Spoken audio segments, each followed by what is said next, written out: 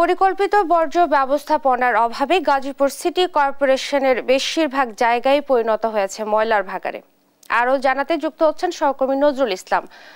নজরুল, এই সমস্যা সমাধানের ব্যাপারে কি বলছে সংশ্লিষ্ট কর্তৃপক্ষ, জানাবেন।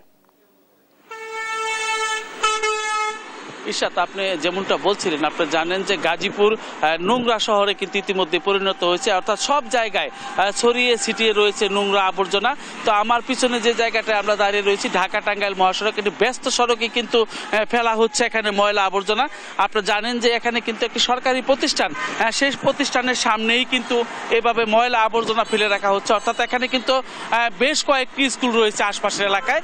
সেই সমস্ত স্কুলগুলোতে কিন্তু আপনার এখানে যে শিক্ষার্থী আছে, সেই ময়লা ফেলার ফলে কিন্তু রাস্তা কিন্তু সংকুচিত হয়ে গেছে। এই সংকুচিত সড়ক দিয়ে কিন্তু প্রতিদিন যেভাবে আপনার স্কুল কলেজের শিক্ষার্থীরা চলাফেরা করে, প্রতিদিন কিন্তু দুর্ঘটনার শিকার হচ্ছে। আপনি জানেন যে এই ব্যস্ততম জায়গার মধ্যে কিন্তু যেভাবে ময়লা আবর্জনা ফেলা হচ্ছে, থেকে দুর্গন্ধ এবং আবর্জনা কিন্তু ছড়িয়ে যাচ্ছে। মশা মাছি কিন্তু এখান থেকেই বৃদ্ধি পাচ্ছে। আপনি জানেন যে গাজীপুর সিটি কর্পোরেশন সম্পূর্ণ এলাকায় এখন ময়লা এবং নোংরা সিটি কর্পোরেশনে পরিণত হয়েছে। আপনি জানেন যে কয়টি সিটি কর্পোরেশন রয়েছে, তার সবচেয়ে নোংরা সিটি কর্পোরেশন তো গাজীপুর সিটি কর্পোরেশন।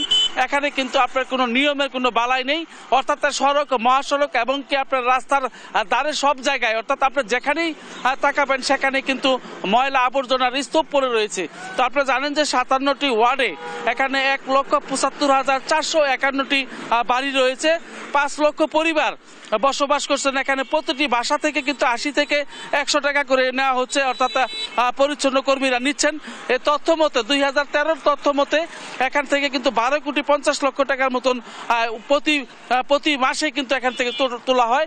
তো সেই টাকাগুলো কোথায় যাচ্ছে সিটি কর্পোরেশন সঠিক তারই দিতে পারছে, সঠিক পরিসংখ্যান দিতে পারছেন। আপনারা দেখতে পাচ্ছেন যে এখানকার যে সাধারণ মানুষ রয়েছে তারা কিন্তু নাক চেপে এই জায়গাগুলো দিয়ে যাচ্ছেন।